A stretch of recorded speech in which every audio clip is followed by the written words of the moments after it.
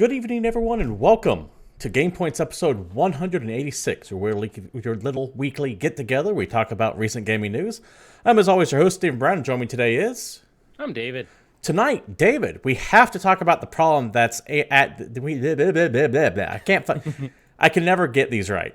But we have to talk about the problem that is adding in microtransactions after a game is launched. Microtransactions. EVO fucks up kind of hard. They take a joke a little... It seemed innocuous at first, but it caused kind of a shitstorm. Ninja leaves Twitch, which was a big news. And, of course, the granddaddy of them all, this fucking ESA problem where they doxed like 2,000 people. Oh, boy. Hey, Vince. How goes it? So, first of all, I'd like to welcome everyone to chat. Vince Nitro, Salty Frank, and anyone else who happens to be lurking about over at twitch.tv/GamePoints. Just so you all know, this is an audience interactive podcast. Feel free to join in any topics that we're talking about. Give your 2 cents. Try to keep it on task if possible, but if not, totally understandable. And if you can't watch us live, catch us later on YouTube at youtube.com/GamePointsPC. David, before I get into this EA clusterfuck, because I kind of have to gird myself for it because it's so fucking outrageous that it's happened. I want to mention that I have been playing a lot of Fire Emblem over the weekend. Have you now? That game is Persona Chess, and I am so fucking stoked to play it. So, I've been following that game loosely. I didn't buy it because I am broke. Okay. I'll get to it when it's on sale, as I do most things. But the big hubbub that I've heard is your starting house seems to be something of a talking point on the internet. So, we gotta know, bro. Who'd you go with? Black Eagles. Anyone who doesn't go like Pure Imperial is a commie. Okay. The other nations simply broke away. I'm just here to bring them back into the fold. I can't have the fucking colonies thinking that they're independent after a couple thousand years. It ain't gonna work. Okay. Anyways, so yeah, I if you haven't checked it out, Fire Emblem is amazing. Also, somewhat breaking news, and this isn't game related, but I have to fucking mention this. I just learned that they're making a Event Horizon TV series, and I am over the moon. Because Event Horizon is the closest we will ever get to a big budget Warhammer 40k movie. That's fair. Event Horizon is what happens when a Geller field fails on a rogue trader ship. And that it is, I know that's a lot of, if you don't know 40k, that's a lot of techno jargon I just threw at you, but that's what that is. So, tonight, let's go ahead and just fucking unwrap this motherfucker. Let's talk about it. So let's take a look. No, Vince Nitro, not EA's clusterfuck, the ESA clusterfuck. Now, for those who don't know, the ESA is the Entertainment Software Association. What this is a massive video game lobbying body. Essentially, they're kind of a political committee designed to lobby for video games in Congress, and it's funded by a lot of AAA publishers, and they're what exists. They're kind of like the NRA or... I'm losing my ability to think of other lobbying groups now all of a sudden. Other non-government backed, independently based organizations representing some kind of thing. Now, why is that germane to this story? Is because the ESA is also in charge of holding E3 every year. That's true. They do that. Those are the guys. Oh, there we go. Thank you, Vince Nitro. The RIAA, the MPA, so the like the Motion Picture Arts Association, whatever it is, stuff like that. The same idea. The ESA also holds E3 every year, and to get a badge to E3, you have to give them like your name and your personal address and your phone number and all this fucking really private shit. They made a boo-boo, and this boo-boo has been going on for a while now, and someone finally caught it. So, as reported first by Sophia Narwitz, and you can check out her video down below. I'll be linking to it in the description on the YouTube page. A public link on the E3 website was a file with the private addresses, phone numbers, and names of over 2,000 journalists and content creators. The public has, and this has been publicly available for months now. So what Sophia here is saying is that there was literally like just a link you can click, and it gives you the name, the address, the outlet, the phone number, and I'm not talking the business address. I'm talking the personal address, name, phone number of over 2,000 fucking people. Yep, basically everyone who is registered to go to E3 2019. Yeah, they just had this not from the public side, but from like the press side. Yeah, yeah, and it's not just press either. It's content creators. There are people from Tencent and Citibank and GameStop corporate that had their names on here too. Essentially, anyone that was given any kind of a vendor or media pass just had their information. Ridiculous. Just had their information, their personal private information. Not here is my corporate business email. Here is like my private email, or my private phone number, or my home address. Just one click away from being presented to the public. Not even hidden. It's just there. You click this link and it takes you right to it. Yep. And download everybody. And once again, I can't stress enough. This has been on that site. Just no one knew about it because who the fuck would go looking for it? Because you would figure this shit would be hidden. This has been open on this site for months now. Yep. And finally, an independent journalist by the name of Sophia Noritz discovered what was going on and put this big old video out. Not big, it's like 3 minutes. Put this video going, hey, this is fucked up. Now, ESA took it down, but they didn't actually scrub it. So Noritz contacted the ESA before pulling a video because they pulled the list because she wanted to make sure that, hey, before I tell everyone this is happening, take your fucking list down so people don't get doxxed. So the EA 404'd the page. But they didn't remove the information. And if you have like half a brain on the internet, if your information's still on your web server somewhere, you can still access that shit. Yeah. Yeah, it's cached. Exactly. You can use archive to fucking track that shit down. The fact that it wasn't like password protected or anything in the first place is goddamn ridiculous. Are you serious? Because they talk about the fact that they have that list so that like exhibitors can find you or talk to you or what the fuck ever. On its face, it makes it. I get what they're trying to do, right? It's like, hey, we want, if we're a small indie game, we want to have the contact list so people who are showing up to E3 can know about our shit coming out. For example, I'm registered as media for PAX. I am getting a shit ton of emails from various indie developers going, hey, set up an appointment so you can check your stuff out. That's what that's for. Yeah. But this was literally just an open link you click on. Now, Noritz contacted them before her video went up. They pulled it down, but like I said, they didn't take it off their servers so people could still access this shit.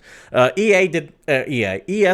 ESA did release a statement saying the following. I'm going to read this in full, by the way. The Entertainment Software Association was made aware yesterday of a website vulnerability on the exhibitor portal section of the E3 website. Unfortunately, the vulnerability was exploited. It's not a vulnerability, by the way. They clicked the button that allowed them to see all this super private shit that we had just posted on the public-facing version of our website. It was literally a public link. This vulnerability was exploited, like clicking on a link in an email, or, clicking on a link on a web page, or literally using a computer. And that list became public. We regret this happened and we are sorry. We provide ESA members and exhibitors a media list on a password-protected exhibitor site so they can invite you to E3 press events, connect with your interviewers, and let you know what they are showcasing. For more than 20 years, there's never been an issue. When we found out, we took down the E3 exhibitor portal and ensured the media list was no longer available on the E3 website. Once again, doesn't matter. The shit's out. Again, we apologize for the inconvenience and have already taken steps to ensure this will not happen again. Now, we apologize for the inconvenience. We apologize that we leaked the personal information of literally thousands of people that are in games media as journalists and content creators who, by and large, are often targeted by gamers for all kinds of shit. Yeah, doxing is a fucking thing. I do mean the derogatory not doxing, here. Swatting. We have talked about the fact that there's, regular gamers that are just people that play video games, and then there's gamers, like the way the news talks about gamers. They're assholes. People on the internet. There are people that also play games that tend to be dicks, and a lot of those people that tend to be dicks like to be mean specifically to people that write and talk about video games for a living because it's funny. Swatting is a fucking legitimate concern. Whatever the fuck they want to do. I can't believe this should happen. And as far as I know, and I did kind of double check this before I went live about an hour ago or so, This is all the ESA has said on this so far. Yep. And actually, if you go on their website, they have no mention of it whatsoever. There could be a reason for this. It's because the ESA is going to get not only fucking sued, rightfully so. I already know people speaking off the records of there's at least two major groups that I can think of forming up together to get a class action lawsuit. They'll probably actually join into one big one, but that is already in the works. That's not counting all the private small ones that are happening over this too. But personal data leaks are fucking big deals in Europe. And there's a lot of people who live in Europe. Then they falls under the GDPR, which is called a General Data Protection Regulation. And that's the statute in Europe that essentially says, hey, shit like this happens, and it could result in a maximum €20 million fine for each instance. So, the question is, David. Yeah. Do the courts count as each individual as a separate instance? Or is this all considered one instance? That is not up to me to decide even a little bit. They'll probably, 2,000 people at $20 million a pop is more than the ESA is worth. Yes. So, it can't really be that. It will be a class action suit, and it'll be worth basically whatever the company's worth. They fucked up so unbelievably hard. And this was made publicly available for months. Yep. Now, there is one thing I want to mention real quick, is that the fault of this lies solely at the fault of the ESA. The reason why I wanted to mention Sophia Narwitz as the person who leaked this is because she's getting a lot of shit from some of your bigger name sites, because apparently she amplified the doxing by reporting on this. Motherfucker, the dox was already out there for months. She wanted to let people know, hey, this shit's out there, and did her job as a reporter. And actually went that extra step to contact the ESA and go, hey, ESA, this is out there, and double check to make sure that site was taken off before she ran her story. It is not her fault that the ESA still fucked up and had that shit stored locally and people were able to find their way past the 404 page. Mm-hmm. So, to anyone out there who wants a target for your rage on this one, do not blame the fucking messenger. Direct your ire solely at those who are responsible. The fucking ESA. What do you think? What do you think? And what do you guys think out in chat as well? This is one of those stories that, like, I read and I was like, there's no way that there has to be. It has to be like minor. Maybe it's being embellished to kind of jazz it up. No, this is talked about in what's it, like, privacy and data and internet information security classes for years. Like, hey, step 1 of collecting personal information, don't post it on the public-facing side of your website, because then you're an idiot and you're going to get destroyed. And that's, I think, really the takeaway, is the ESA will probably be destroyed. Vince Nitro in chat asks, what's this shit doing on their web server anyways? I see. I see why, because it's so here's the thing. What they said. It's meant for good. There's other ways to do that. And that's why I'm kind of with Vince on this one, because yes, they have a list that's available so that if you are going to the thing and you need to contact a content creator or journalist or whoever so they can come see your game or schedule a meeting, that's fine. But it still doesn't actually need to be anywhere on their website. It could be something as simple as the ESA has an approved vendor list and you email them with your credentials and then they send you a link to the list or the list itself or something. Not, hey, come to our website and click on some shit. My question is, why the fuck does the ESA need your personal address and phone number? Because you need that shit to register. Yep. But go, no. Here's the address of my business. Here is my business email.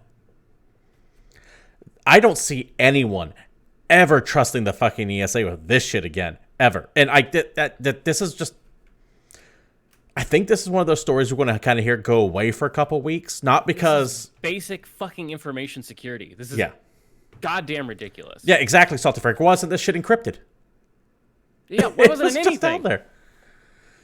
So, I think that what's going to happen here is you're not going to hear about this topic almost immediately. I think after, like, today even, all the major sites are going to stop talking about this. Because all the major sites are... We gotta wait for the fallout. We gotta hear what actually happens next. What's going to happen is that all these major sites aren't going to talk about it because they're all going to start suing the ESA, and you do not talk about active litigation. That's true. So this is going to disappear because they're all in the process of suing the shit out of the ESA, and rightfully so. Like I said, those boys are fucked. This almost seems deliberate from how incompetent it is. No, there is a term. And I can't remember what that term is, but essentially, there's a phrase for it. There's a name for this phrase, but essentially, it's don't attribute to malice what can be explained by stupidity. There's a specific maxim name for it, and I can't remember what it is. But that's what this is. This is just someone who this is just idiocy. Because if they wanted to be deliberate, they would have posted this on like 4chan or Kiwi Farms or something.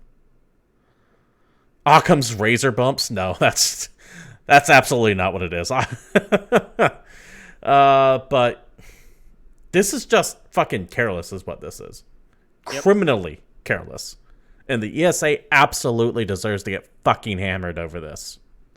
I got a final point for this if you don't have anything else. No, I've my rage has exited. I think it's important to share, really, in light of this topic.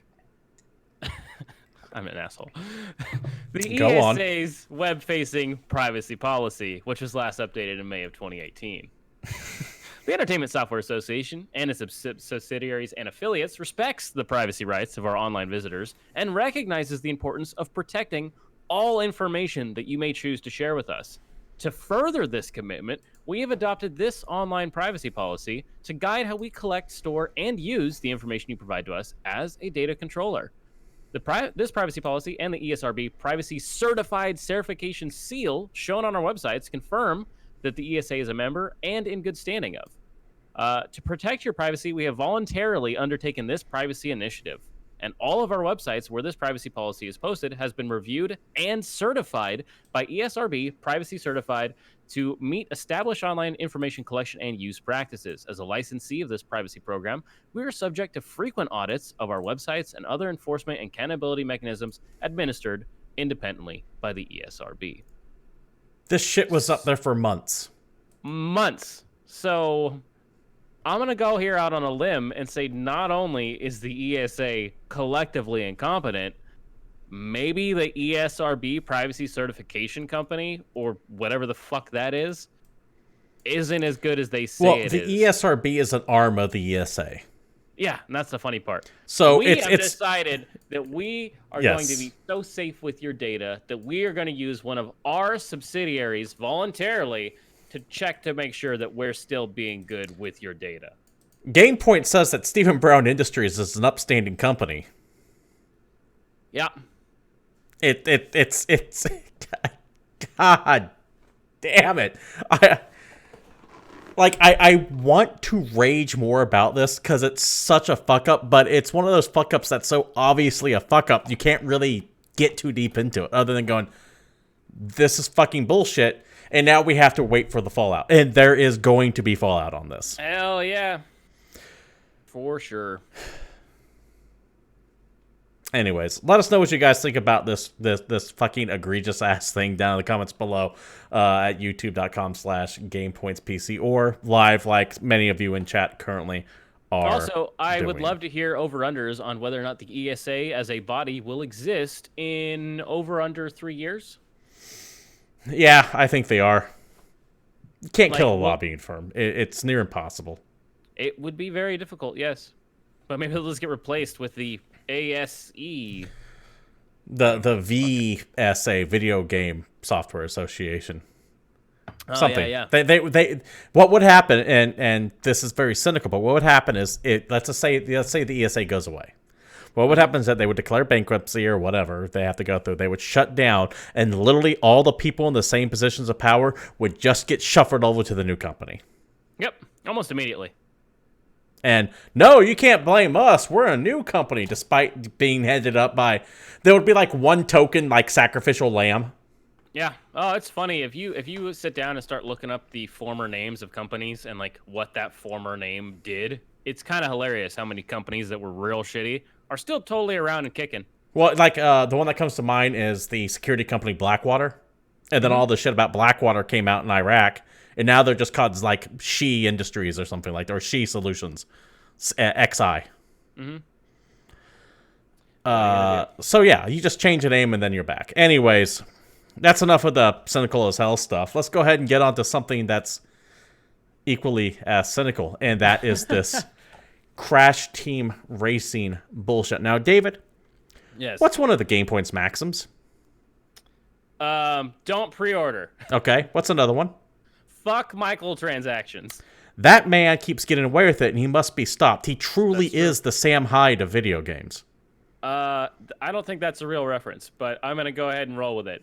Microtransactions is a piece of shit, and he keeps showing up. And that's also our not-so-loving name for microtransactions, because we got so sick of talking about it that we had to coin a new term. Also because I have a weird inability to pronounce certain words, and it always comes out as Michael instead of micro. That's true. If you watch a show for more than 10 minutes, you've probably figured that out as well. Yeah. It's almost like I have a speech impediment, but I really don't. It's an inability to say things. I couldn't tell you what it is. Anyways, last week, Activision added in the ability to buy in-game currency to Crash Team Racing. Now, this game's been out since June 21st, 2019. So it's about, 6 weeks old now or so? It's been out since, 1998. Because remember that Crash Team Racing is a re-release remaster of the original Crash Team Racing games from the early 2000s and shit. It's a good thing to put in there because that's going to tie into all this stuff. So, a game that is a remake of a game that didn't have the shit in there to begin with has microtransactions added 6 weeks later, conveniently bypassing any mention of this bullshit in any of the reviews that popped up. On its surface, what's your first opinion of that? Fuck Activision.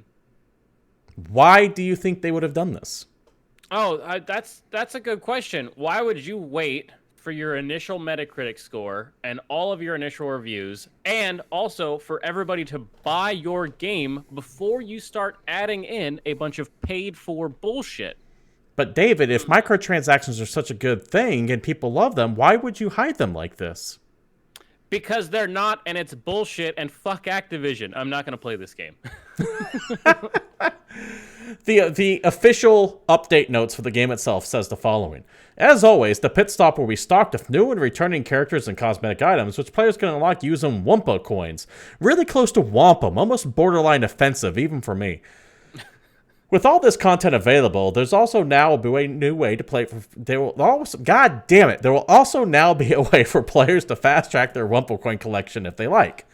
Starting in early August, players will have the option to purchase Wumpa coin bundles from their game consoles to store supplement coins there by playing.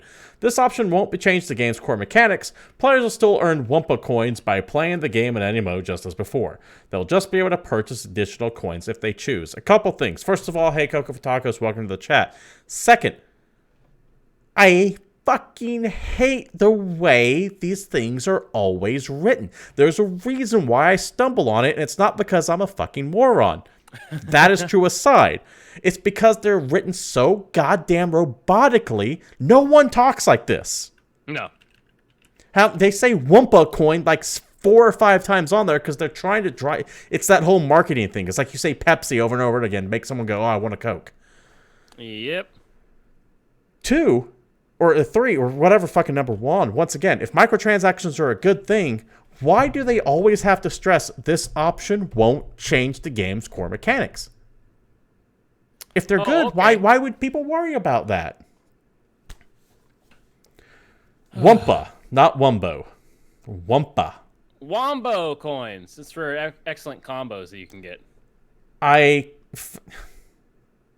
This is not the first time this has happened, by the way. This is something that's kind of been insidiously making its way through a couple games. I know that Plants vs. Zombies Garden Warfare 2 did this shit, where it came out and it was fine, and then like a couple months later, or maybe even a month later, they added in the microtransactions later, once again, after everyone's fucking reviewed it. Yep, and everyone's already like bought it and played it, because I don't know if you know this, but I don't like microtransactions, especially in games that I pay full price for. I kind of have an issue with them. If it's free to play, I can accept them as just part of the deal, right? If it's a free game, they got to make their money somehow. I will happily play a free game that has some kind of paid for mechanics, provided that it is not time locks, which is why I don't play mobile games, because I just get too fucking mad at that shit. Yeah. But as many people are aware, I'm like a huge fan of Warframe. I've never felt that game's microtransactions are necessarily in your face. That game is very grindy, but you can get access to everything, and it's not actually that bad. Plus, you can make money on selling your in-game stuff. So stuff that has its own economy, where you can make money via getting things in the game to then make the real money currency, I feel is a little bit better. It's a little bit it's like how you can actually make a living playing EVE online, for example. Yeah, but in a let's call it a single player with multiplayer elements game, because this is primarily an offline game. Yes, it does have some like multiplayer racing, but it's not a we're all playing online together kind of video game. It's a fucking PlayStation game. It never had this shit before. Characters that are coming out, fuck you. I don't need to pay you an extra $5 so I can buy some goddamn Wumpa coins so I can unlock the fucking new cart or paint job or whatever the fuck else you were trying to charge me for. This game is not new. This game I also have to pay for. Eat a dick, Activision. And I never trust when a company says these changes won't affect the game's core mechanics. Because, one, you have the example of Fallout 76, which literally did just add pay-to-win elements to it. Small pay-to-win elements, but still pay-to-win elements in the form of like repair kits and salvage kits. But two, it does not affect the core game mechanics. The most glaring example of that being bullshit is Shadow of Mordor. Yep, and we've talked about that at length. But let's touch on it again, because that shit's still hilarious. Shadow of Mordor, its hidden final fourth act, was a grind fest deliberately designed to break your ass down as a player and get you to fucking buy the experience boosters, as evidenced by the fact that when they finally took out the microtransaction store on that, they had to adjust the gameplay rate on there because no one in their right mind was fucking doing this the way that they said you could. It was always relying on the microtransaction store. So even when this shit isn't pay to win, in the case of Shadow of Mordor, it was. But even when they say it doesn't affect core game mechanics, it affects core game mechanics.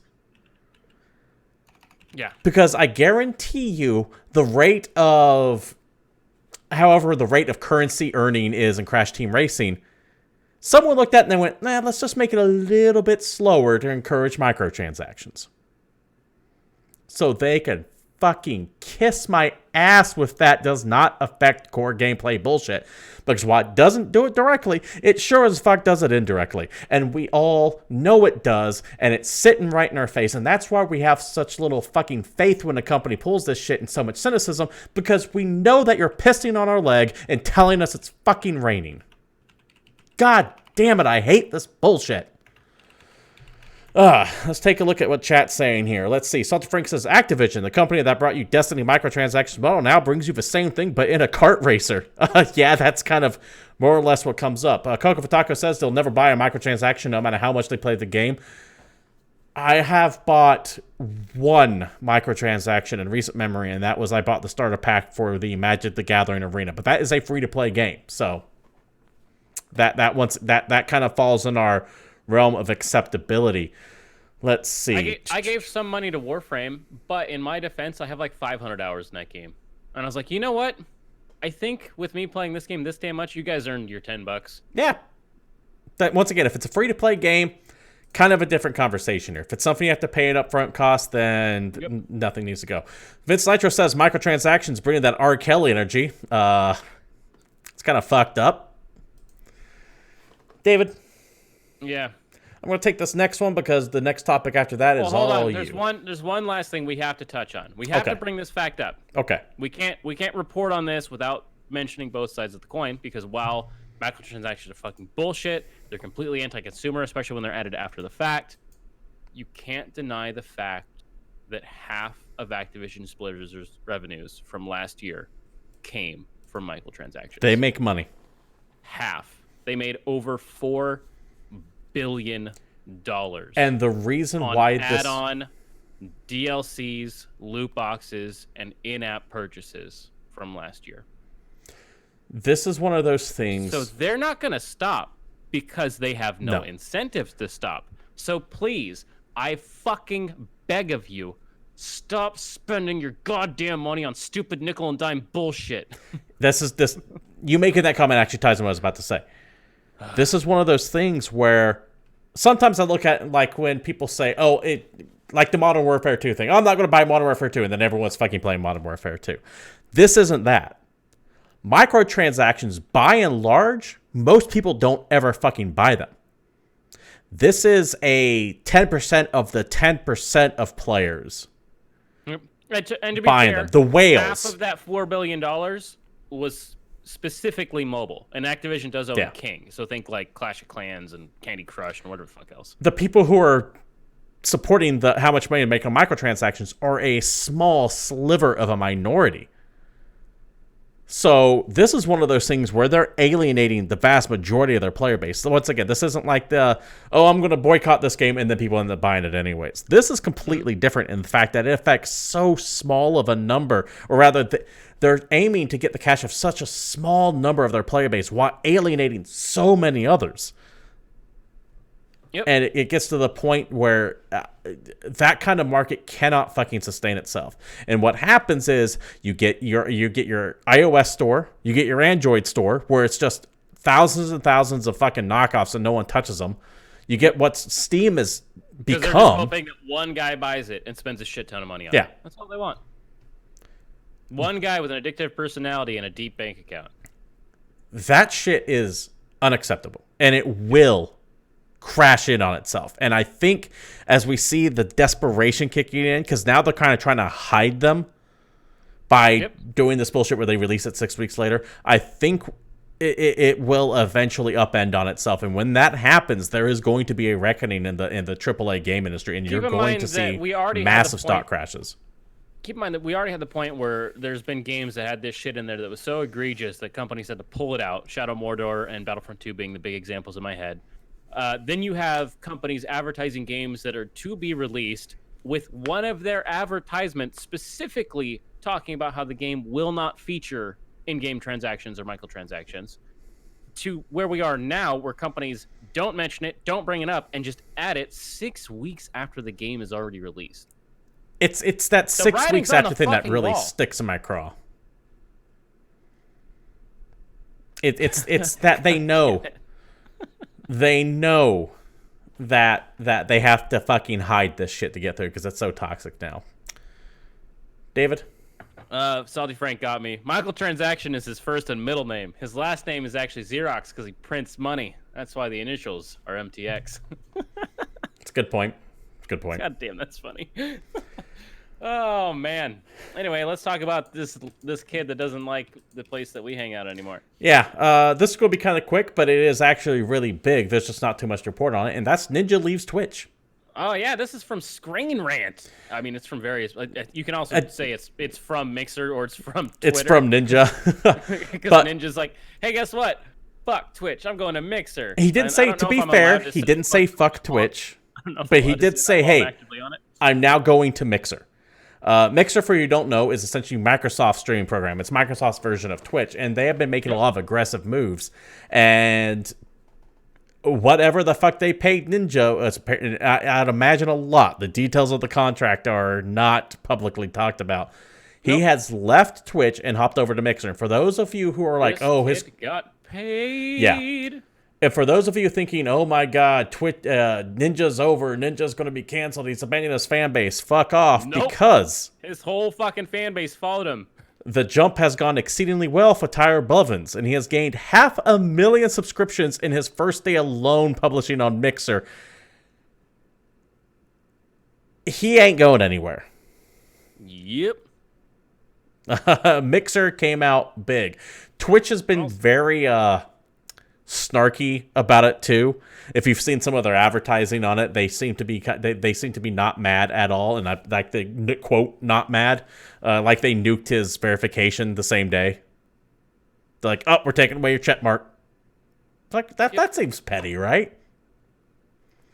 But there could be some business reasons for that. But they're also like rerouting, like if you go to his page, rather than just having his page empty or having him have control of his page, they're rerouting people who are looking at his page to other streamers now. Ooh, take that. There seems to be some petty moves on Twitch. And of course, all of this comes at a time when Twitch is under fire for multiple things. First off, the launch of the subscriber-only streams just seems to have caused some controversy. I don't get why that's controversial, but apparently some people are pissed off about it. There's also the handling of Dr. Disrespect and Alinity situations, both of which are streamers who did some very naughty things. In the case of Dr. Disrespect, he started filming people inside a bathroom and was suspended for only a week when people were demanding he get suspended for longer. And then Alinity is the chick that like fucking fed her cat vodka and then tossed it over her head, and she didn't even get banned at all, from what I understand. While another streamer did the same thing and got suspended for a week, but since Alinity makes some more money, there you go. There was also the Artifact issue. Now, Artifact was that Valve card game that was Dota 2 card game. Aww. Dead on arrival for the most part. So what started happening is that people were going to the Artifact channel page and started streaming all this egregious shit, including like hardcore pornography on Twitch, because no one was moderating the Artifact channel. Jesus. Twitch's got a lot of problems lately, and this is just compounding it. It's also, I think, worth noting, right? Hey, Ninja, I guess we're buddies now, because technically the only software that's installed on my computer that allows me to stream only allows me to stream to Mixer. Hilarious. Sorry, So, bro. Salty Frank, you are correct. Twitch does need to update the TOS and payment plans for affiliates partners to keep up with DLive and Mixer. The biggest issue with Twitch people right now is the payout system. You have to get $100 minimum subscriptions and bits to get a payout, but Twitch takes half the money from subscriptions. So This is weird. This almost seems like people are leaving Twitch to go to Mixer because they can make more money there. That sounds an awful lot like another thing that's currently happening in the video game community, but the other one's making people way more angry. What's that again? Oh, yeah. It's the Epic Game Store. I understand. Same fucking thing. So anyone who's mad at that and isn't mad at this can go fuck yourself. I'm fine with them both myself. I say more competition's good, and I need to start Your looking name is into Capitalist Pig. Yeah. If you didn't love that specifically, I would call you out on everything you stand for. I need to start looking into Mixer, because my biggest problem with Twitch right now is that I cannot do both if I'm partnered. I think I can get away with it as an affiliate. Since I'm technically an affiliate, not a partner, I think I can get away with it. But I want to take a look at Mixer and see if I can't just set up shop over there and move on. Because see, I can do both. I'm a free agent. I can do whatever the fuck I want. You guys want me to stream on Mixer? I'll play, well, probably Monster nothing. Hunter. You'll play That's nothing. all I play. I won't play anything new, that's for sure. But if you guys like games that are over a year old, I'm your guy. So I do want to take a look at Mixer. My problem is that I am not Ninja. I can't bring 500,000 people over with me. I kind of have to build my community in one spot and not fracture dye your it. hair and get it a little more up. Yeah. That's what makes him popular. His ability to just dye his hair and seem harmless in any situation that he's ever in. You know, we really don't deserve Ninja. That dude seems like a clean-cut motherfucker. He seems very wholesome. I haven't heard of any real controversy. People have tried to start shit up about him because he's famous, and that's just what we do for the most part, though. He seems to keep his nose clean, and we really need that in the game industry as someone to look up to right now. He's also a kid that's younger than me that went from working at like Taco Bell or some shit to making $10 million a year. But he still seems grounded, right? I guess. I don't know. Yeah, I mean, I don't know the guy personally, but just on its face, the first gut reaction is that he seems like a nice guy. So more power to him. Yeah, it's fair. I'm dreading the day when it turns out he's like killed and ate like 53 babies or something like that. Because isn't that just always the way how this shit turns out? But for right now, he seems solid. David, and to anyone else, if you have any more final thoughts on Ninja, feel free to share them down below. Dr. Hugo, man, thank you for showing up. Always appreciated. Why don't you go ahead and kick off this next topic, because this is right up your wheelhouse.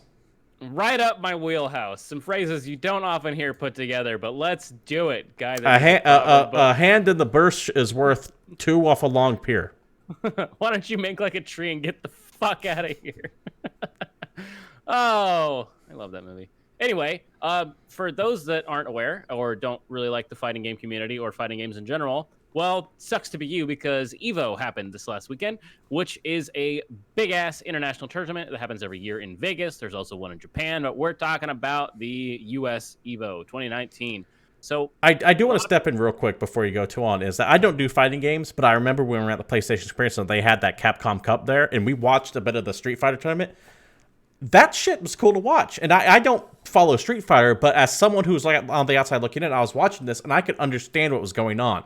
Fighting games are very easy to keep up, even if you're outside of the community, because there's the help. You know who's winning. You could tell what's going on. It's not like this. It's not like watching a MOBA where it's a bunch of shit. Some games are better than ever. Marvel vs. Capcom, I think, is kind of one of those things where unless you play that game, you have no fucking idea what's going on because there's just so many effects and shit going on.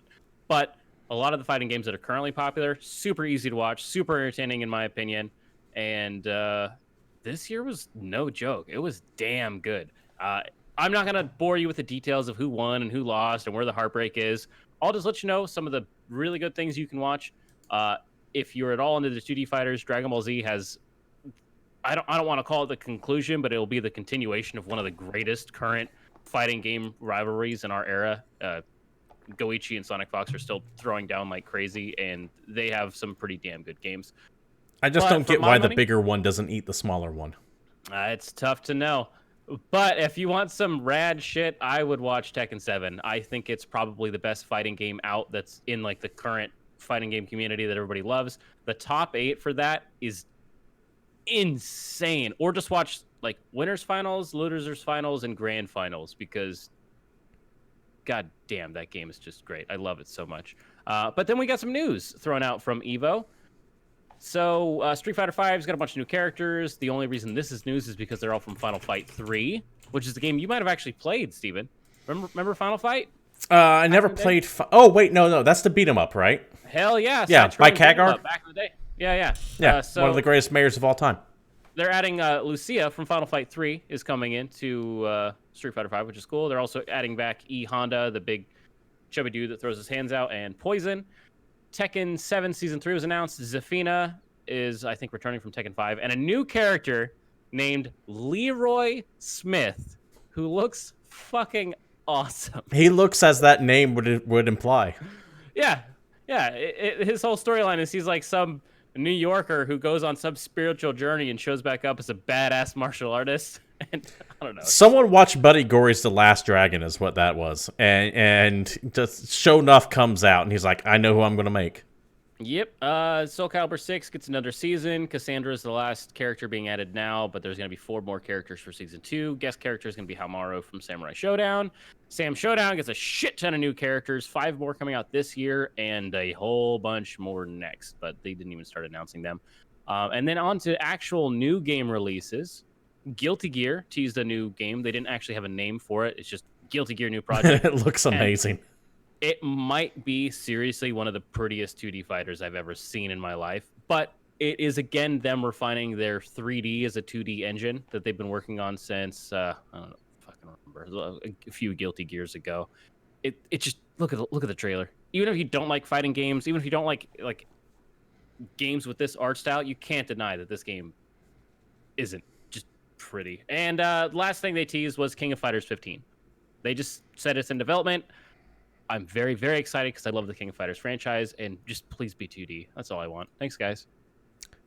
So that kind of sums up the news out of EVO, but there was one thing that really lit the internet on fire. There was EVO. One thing that, when it happened, we all thought was news. And then we learned after the fact that it decidedly wasn't, and is instead the EVO, the guys that actually put on EVO snuck in a little joke. Right. So right before the finals for Tekken, there was a pretty iconic sound of the codec from Metal Gear Solid.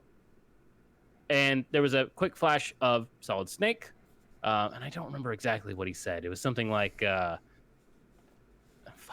the hell did he say? Something I don't honestly remember. I'd have to look it up, but I think they've pulled it, so it's hard to remember. Because I don't want to say it was the kept you waiting line. It was something else because it was actually David Hayter's voice. It was something cut from the game that seemed to imply that Solid Snake might be a DLC character in upcoming Tekken content. Yeah, like I'm here already, or something bullshit like that. But it wasn't actually an announcement. Yeah, it was just anything. A joke. It was literally the guys from EVO put in this little stinger for Metal Gear because they thought it was funny. And a lot of people thought the Snake was being added as DLC to Tekken, including me. I was fucking hyped for all of an hour and a half until we found out that it wasn't real. And the internet is not too happy with the guys who put together EVO. And not just the internet. Both Bandai Namco, who is pissed off that they... that someone did this without consulting them. It was completely done off the books because they would have said, fuck no, you can't do that. And also David Hayter... Also in front of their reveal trailers. That's taking some of the hype out of their new characters. And David Hayter himself took to Twitter saying the following: EVO, you failed to consult me or Konami. Please do not use my voice to promote other games ever. I can only imagine this is one of those things where everyone's kind of like, okay, I get it's a fucking, like everyone like on the big names, like David Hayter, Konami, because like, hey, I get you did this as a fucking joke, but this shit's actually serious. Never do this a fucking again. Because everyone eats shit on this. Yep. Not a good look, guys. Not a good look. I was so excited too. Man. David. They dashed my hopes quite expertly. We got two more stories coming up. I'm going to go through them somewhat quickly. The first is kind of tying back into the microtransaction conversation we were having earlier. The GTA Casino seems to be working and expect more of this in games. Now, this is going to be via the Hollywood Reporter. Headline, Rockstar touts Grand Theft Auto Online Casino update as game's biggest launch. Mm-hmm. Rockstar Games' latest update to Grand Theft Auto Online for Diamond Casino Resort is the biggest launch in the online game's history. Officially launched July 23rd, the Diamond Casino update delivered the biggest single day and week in player numbers since GTA Online first went live in October 2013. While Rockstar will not share official player counts, the main game, Grand Theft Auto V, from which the onload mode starts, has sold 110 million copies globally, and an in-game census showed from 2014 that GTA Online boasted over 33 million active players. Now, you can assume that means that the player base is no higher than 33 million people, but that is a fucking lot of people still on once. Hell yeah.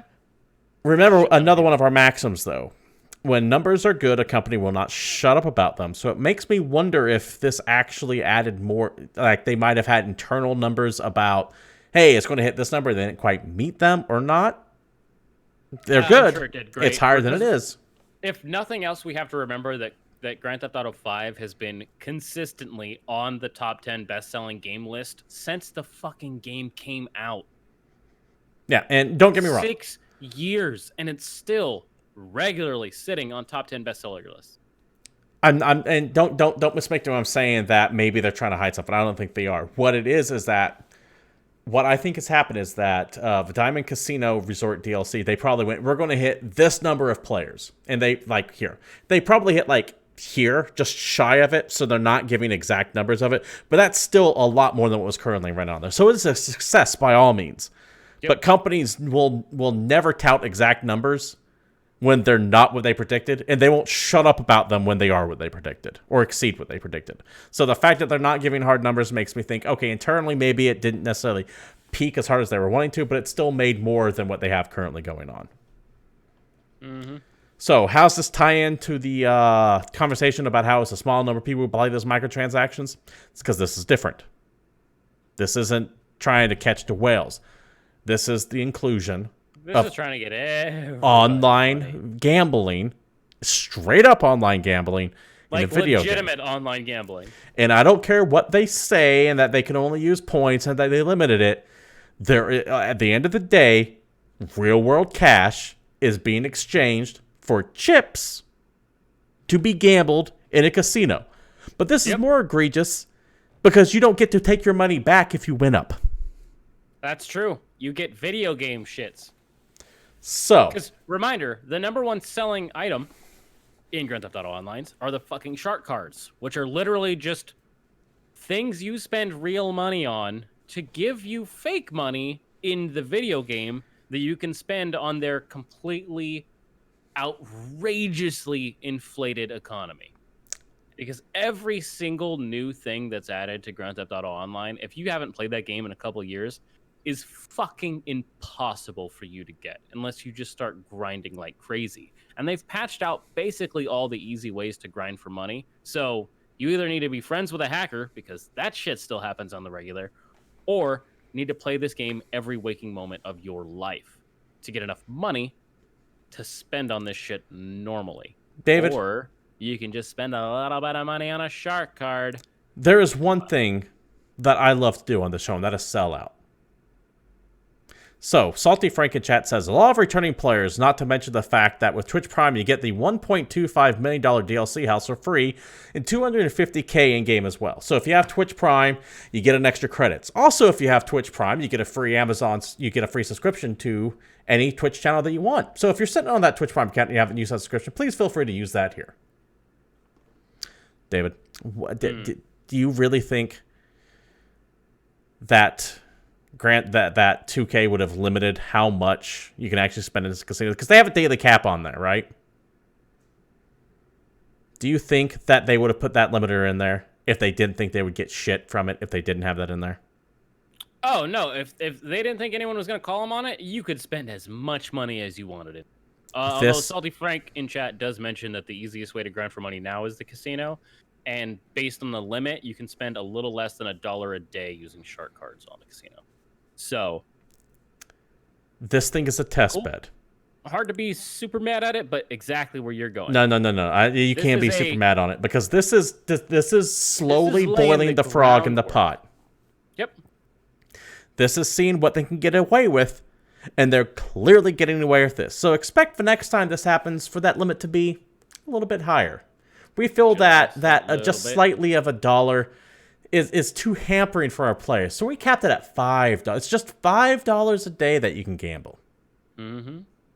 And this shit's going to ramp and ramp and ramp and ramp. And then it gets to the point where you actually do straight up have real world gambling in Grand Theft Auto. Now, Grand Theft Auto is an M-rated game.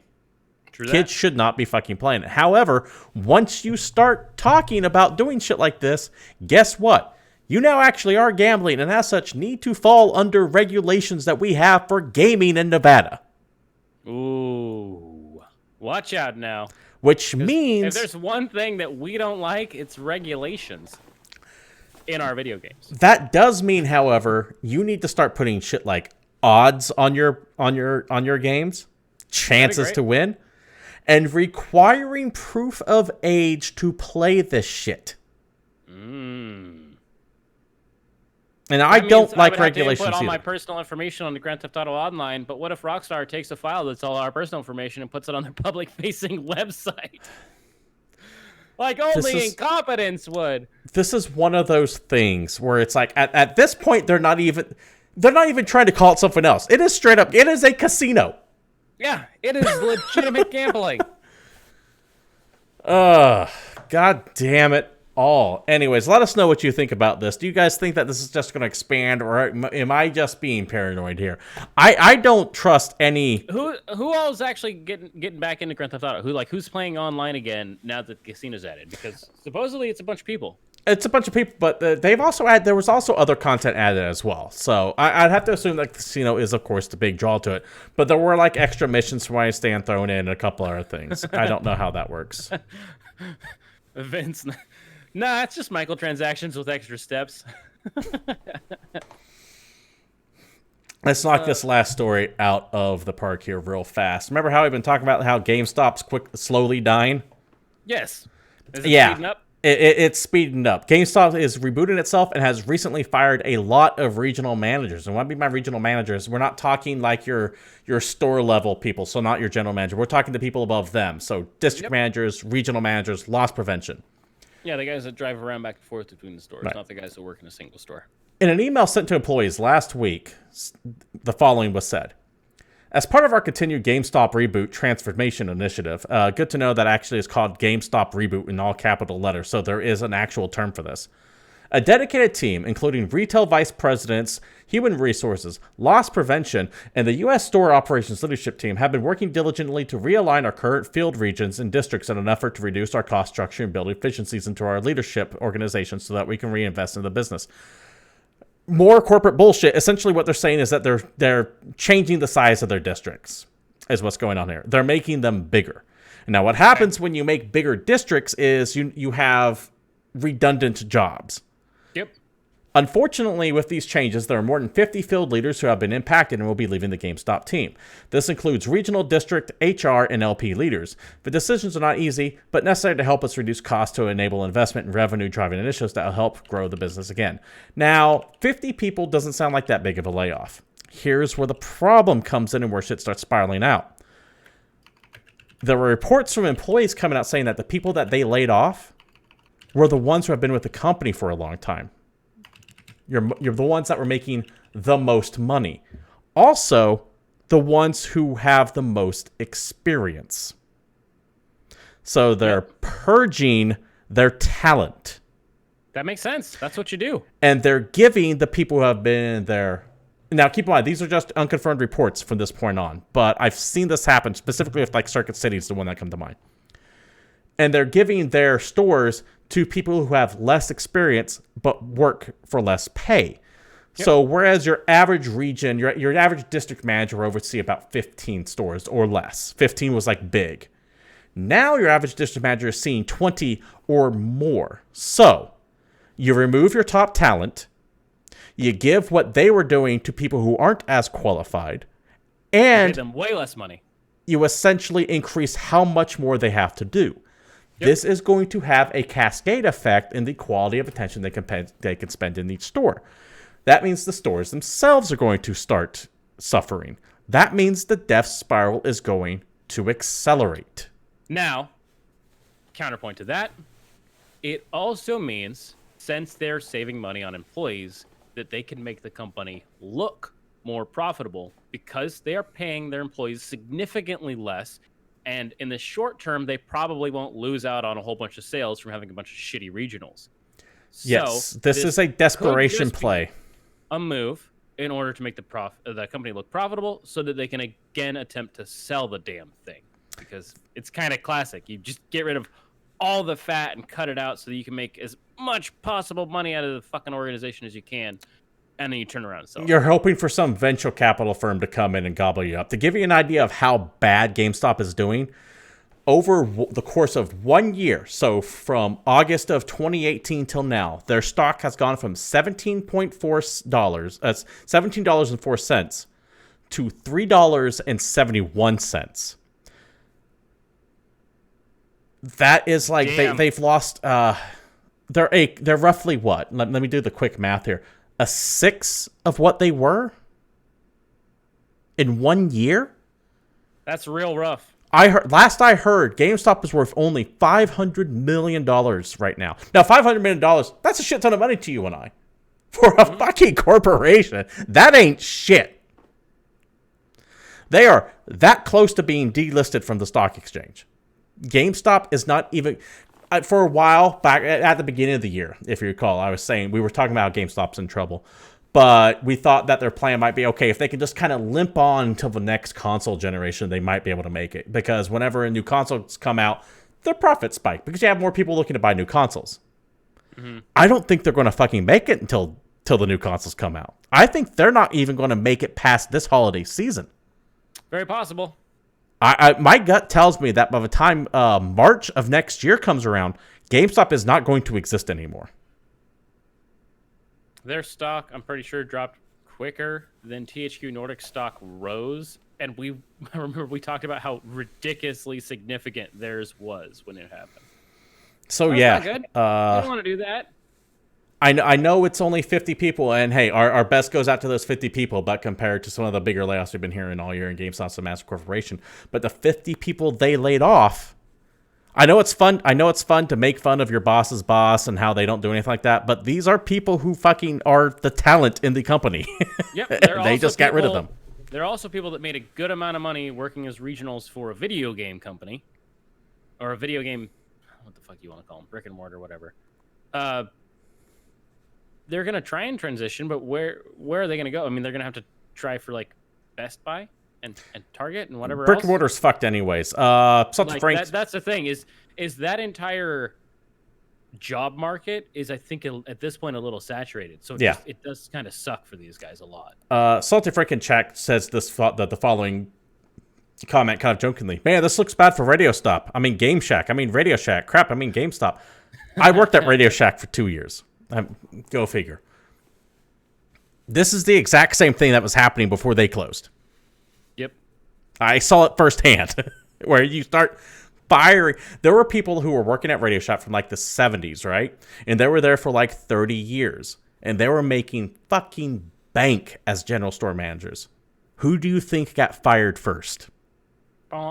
For bullshit reasons. I know. I was the one that was firing them.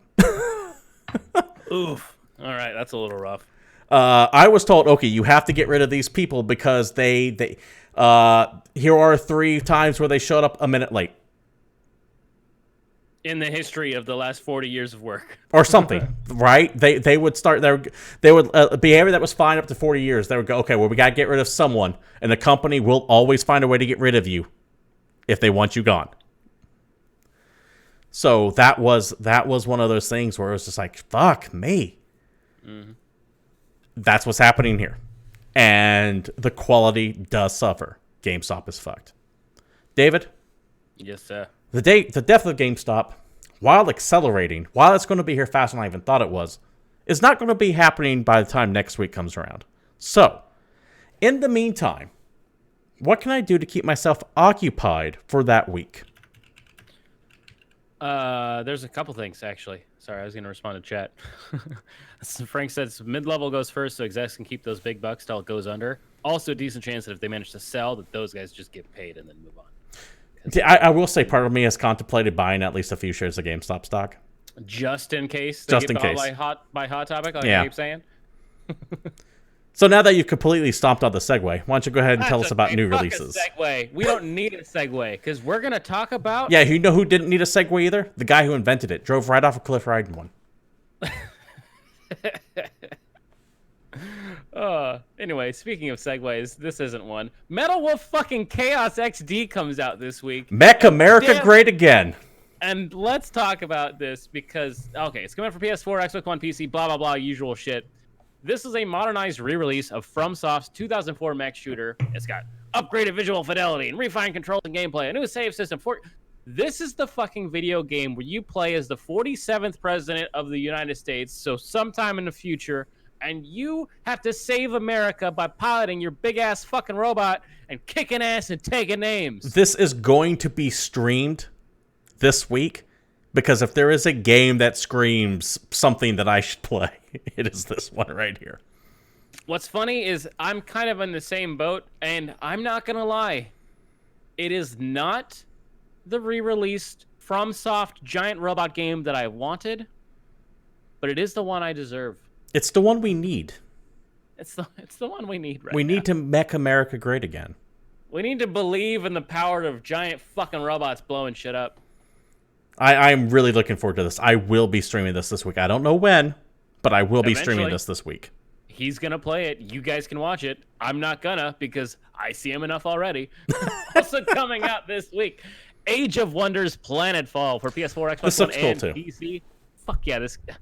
What's funny is we're in like the middle of summer where things are kind of slow, but you get a lot of smaller, like independent or mid-tier games that release. No joke, this week is actually a pretty cool one for me. Like, there's a lot of stuff on here I want to play. Yeah. But Age of Wonders Planetfall is a new strategy game from Triumph Studios, who are the guys that make Age of Wonders, which is being put out by Paradox, who absolutely love putting, goddamn, so much additional content in video games to the point that it's pretty egregious. They also love their microtransactions. Hell yeah, and I recently got $200 worth of Crusader Kings 2 for the low price of $15, so thank you, Humble Bundle. But anyway, this is a all-new, exciting tactical turn-based combat and in-depth empire-building game in a sci-fi setting. It's another turn-based strategy game. There are not enough of these. I want every game to have a turn-based strategy version of itself, and yeah, I want to play it. It is what it is.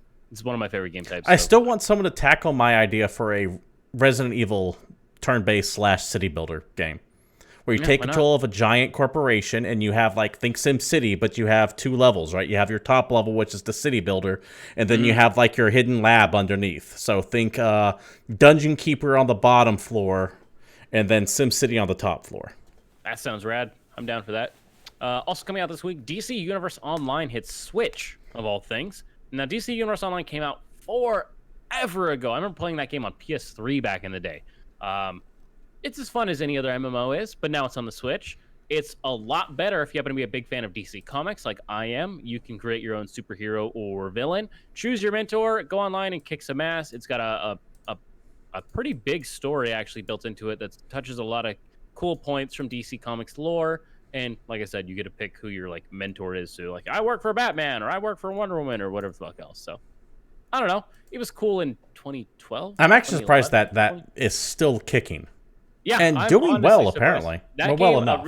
originally released full price for $60, I think, and then it had like a monthly thing. And then at some point they had a free to play switch, and everybody that paid for it got like a shit ton of in-game content. So somehow they pulled it off without making people too mad and getting everybody to leave. And it's still going. It's got a ton of content. And like I said, I am bad at MMOs. I can't play any of them past like level 30. I fall off as soon as they ask me to do the same thing twice. But I did enjoy DC Universe. I thought it was pretty fun. Subdivision Infinity DX for PS4, Xbox One, Switch, and PC. This looks really good too. I actually might stream this too. Fuck yeah, dude! I really want to play this game. This is a sci-fi shooter. You hunt down, destroy enemy spacecraft. You shoot capital ships. You mine asteroids. Find blueprints. Craft new vessels. This looks like an old X-wing game. This looks like fucking Jedi Starfighter or some shit. It's just, you fly around in space and you blow up your enemies, and I'm all for it. I love space games. There needs to be more of them. I wish Star Citizen was real and not just a figment of my imagination that we talk about every few months. What game? Like I said. Silver Chains hits PC this week. I think it's actually out tonight. It's a first-person horror game with an emphasis on story and exploration. You're in an old abandoned manor trying to find the truth about the terrible events that happened.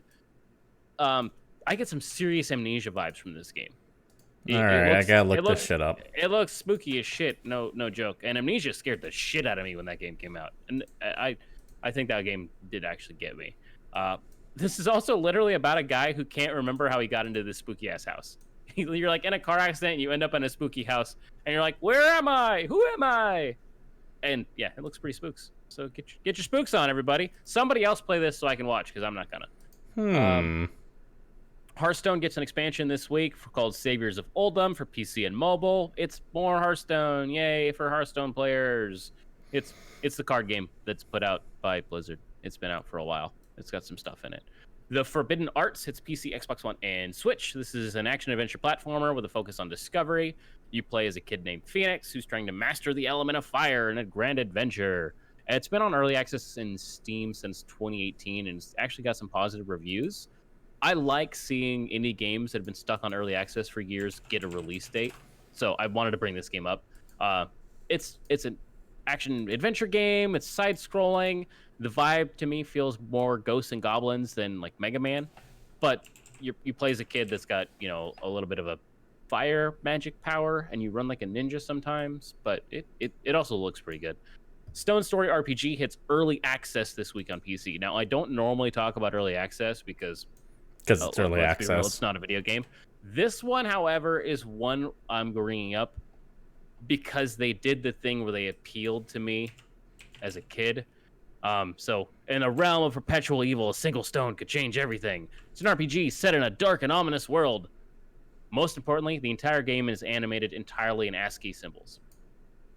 Oh, it's like so brutal. It looks. Just fucking look it up, all right? Just punch Stone Story RPG into your Google machine. Watch a YouTube trailer. I don't give a shit if you play the game or not. Just please tell me that this doesn't look cool, because I think it looks awesome. Is it animated in ASCII, or is it like Rogue Gang Band? Okay, it's animated. It's animated. I actually think this game looks rad. No joke. So. No, that does look cool. Yeah. If you guys ever release it and you got a spare code you want to throw out, I'll play it on the internet. Sudoku Universe comes out for Switch on August 8th. It's Sudoku. It's on Switch, and it's $7. Turok 2 Seeds of Evil also hit Switch this week. This comes out on Friday. It is, hey, guess what? It's the sequel to Turok. It's the second one. It does the same thing where it's like the light visual upgrade, but it's basically the exact same damn Turok game that you played in 1998. At the end of the first game, he throws some bad shit into a volcano. New spooky bad shit came out, and that's this game. I have trouble getting excited for Turok. Some people love these games and played the shit out of them. But for me, Turok 2 is a game that came out the same year that Half-Life did. Yeah, there's really no comparison to those games. It did not have Half-Life as an influence. It's a first-person shooter, so we can talk about that. But it still plays like a 90s first-person shooter. Half-Life, to me, changed the game, and I actually have trouble going back and playing games from the before 4 time. The long ago? The long ago, where we lost all our word books.